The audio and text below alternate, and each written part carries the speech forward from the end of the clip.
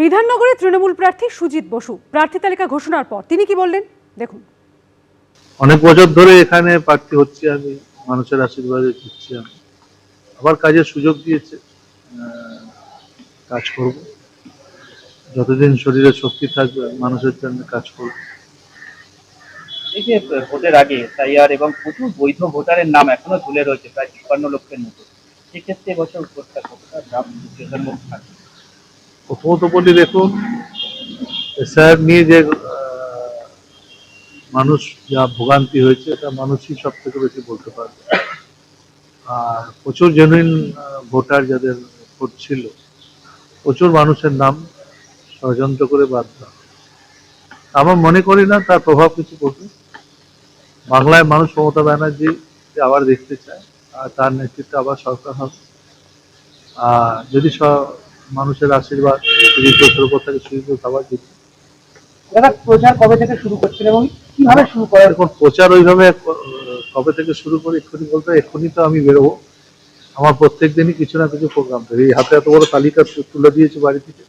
রাসবিহারী থেকে তৃণমূলের প্রার্থী করা হয়েছে দেবাশিস কুমারকে। প্রার্থী তালিকা ঘোষণার পর তিনি কি বললেন দেখব।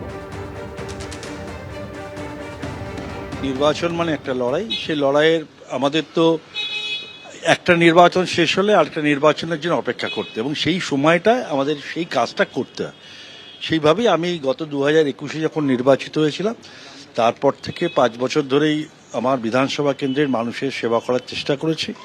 আবার নির্বাচন, সেই নির্বাচনে আমি কতটা সফল প্রমাণ হবে। তো রাসবিহারীতেই জন্মেছি, রাসবিহারীতেই বড় হয়েছে, তাই স্বাভাবিকভাবে এটা আমার একটা তো নিজের বাড়ি, নিজের ঘর। এখানে সবাই আমার এক্সটেন্ডেড ফ্যামিলি মেম্বার। আমার লড়াই কোনো প্রার্থীর বিরুদ্ধে নয়, দলের বিরুদ্ধে লড়াই। সেহেতু ব্যক্তিগতভাবে আমি কোনো প্রার্থীকে, আমার কোনো মন্তব্য নেই। তিনি প্রার্থী, তাকে দল তার প্রার্থী করে যোগ্য মনে করে প্রার্থী করেছেন, আমাকে আমার দল যোগ্য বলে প্রার্থী করেছেন। লড়াইটা দলের সঙ্গে দলের। আদৌ কি আপনি লড়াই নিয়ে ভাবছেন না মার্জিন নিয়ে ভাবছেন? শেষ প্রশ্ন। আমার এত উদ্ধত্ত নেই। আমি আবার বলি, আমি খুব সাধারণ মানুষ। আমি পুরোটাই এই লড়াইয়ে আছি, শেষ দিন পর্যন্ত লড়াইয়ে থাকার চেষ্টা করব।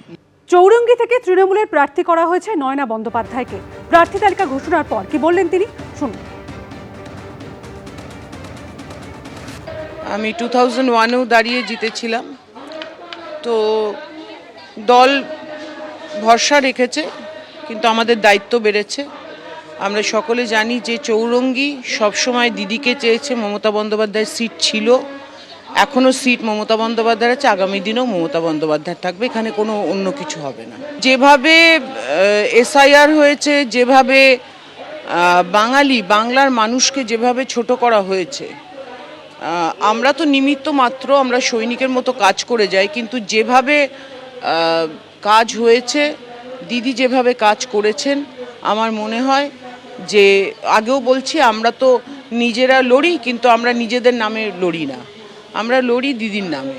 তো দিদি ছিল, আছে, থাকবে, এবং যেই আসুন এই কেন্দ্র, দিদির ছিল, দিদির আছে, দিদিরই থাকবে। এই যে কেন্দ্র সরকারের অত্যাচার, যে অত্যাচার কেন্দ্র সরকার করেছে বাংলার প্রতি, যে বঞ্চনা করেছে, সেই বঞ্চনার জবাব শুধু চৌরঙ্গী না, বাংলার সর্বার্থভাবে বাংলার মানুষের জবাব দেবে। বাংলার মানুষ কিন্তু অপেক্ষা করছে শুধু।